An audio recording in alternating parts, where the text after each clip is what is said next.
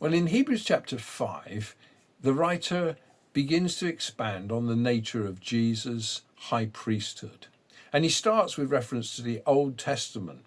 Every priest is selected from among men and is there to represent them in matters in relation to God.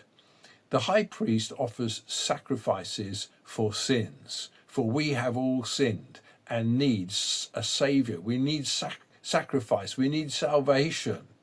That's the nature of the high priesthood. And within Israel, Aaron was chosen, and his descendants, the Levites, were those who dealt with those matters. And the high priest was the one who represented annually and regularly the offering of sacrifices on behalf of the people. But the high priest in the Old Testament, they all had, as the verse 3 says, they had to offer sacrifices for their own sins. Jesus didn't have to do that because he was perfect. And in the previous chapter, the writer has made this explicit. He's tempted in every way just as we are, yet without sin. Chapter 4, verse 15. The second point that he makes here is that every high priest has to be chosen by God. You can't be self-appointed.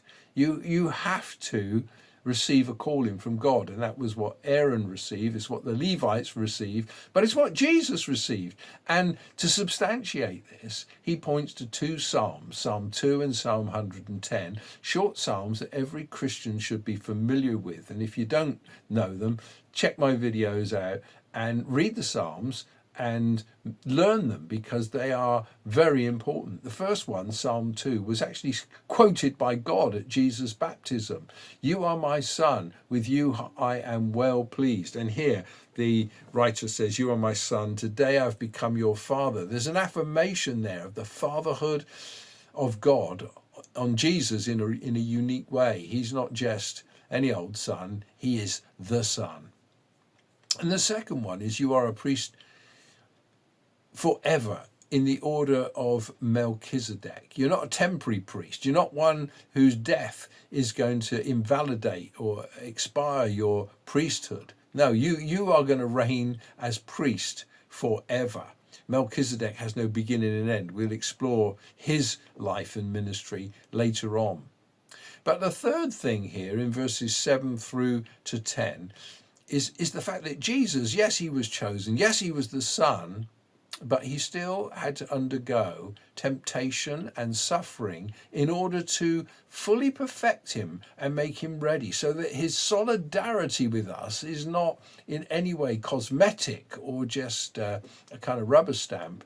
It's the real thing. In fact, during his life, he felt not less but more temptation and the weight of suffering and sorrows. It tells us here, in the days of Jesus' life, he offered up prayers and petitions with loud cries and tears to the one who could save him from death. And God heard him because of his godly fear, his reverent obedience, his determination to fulfill the plan and purpose of God for his life.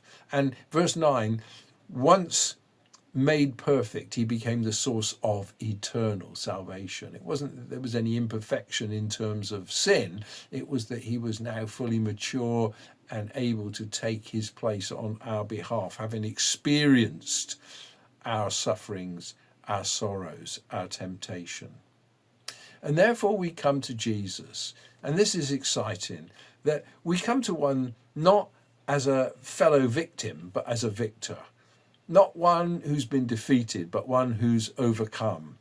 As one who in every way has felt the pressure and the pain of sin and suffering, but has won the victory for us and now offers not a temporary relief, but eternal salvation.